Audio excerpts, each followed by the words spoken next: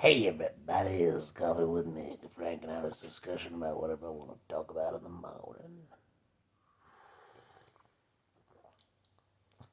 morning. Let's talk Bob's Burgers. How does that series continue to keep getting better year after year? Like, year after year. Like, oh my god. I feel a large part of that, admittedly, is how it changes. Like, you remember the first season, it was a lot more adult, like Sheesh Kebab.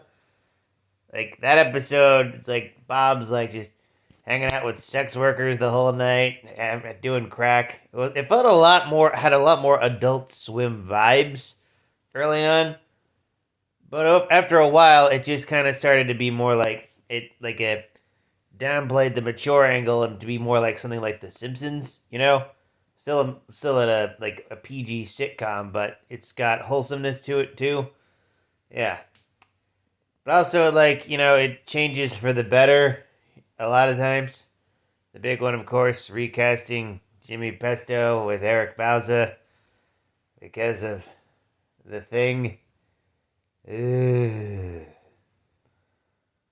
On a less depressing note, replacing like Marshmallow's old voice actor, who is also the voice of Mr. Frond, with Jari Jones, black trans woman. Like, we all love. Like, do not tell me you don't love Seabird.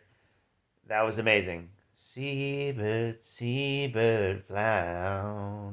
So freaking good. Yeah, yeah. These it's 15 years later, and it feels like there's still angles for these characters to be explored upon. Like, parts of their past we still don't know and that we actually want to know. Whereas with Peter Griffin, it's like, I don't want to know more about this guy. What more can he tell us? And how do we know that won't get retconned seasons later, you know? Ugh.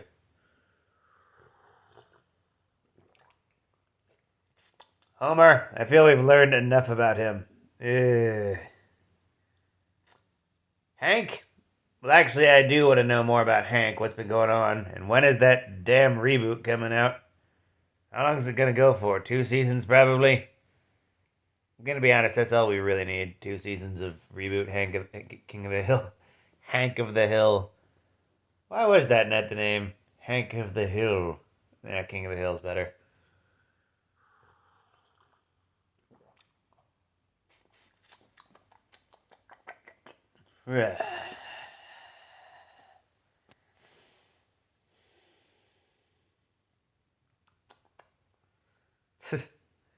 I remember like one joke from Drawn Together was like just like, "Ooh, the King of the Hill boredom helmet.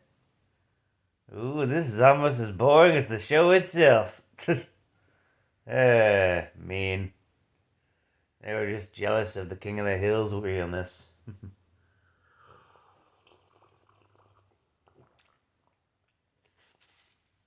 Back to Bob's Burgers.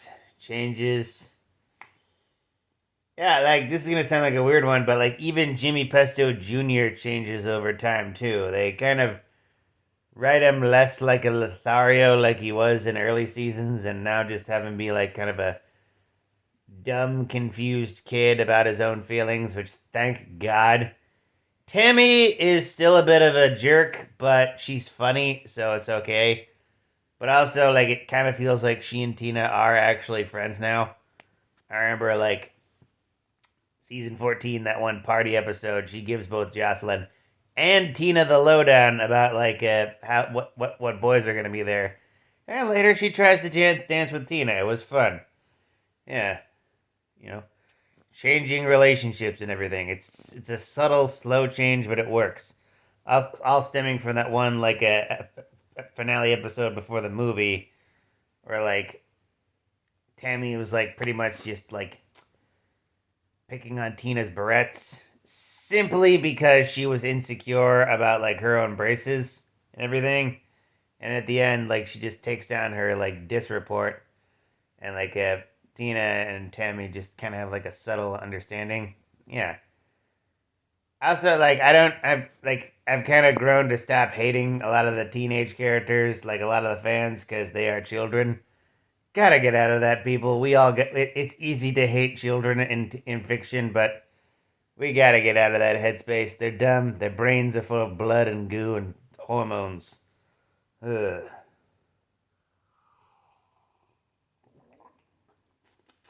So yeah, in summation, Bob's Burgers continues to be great. It's how it changes, how it stays good, how it changes.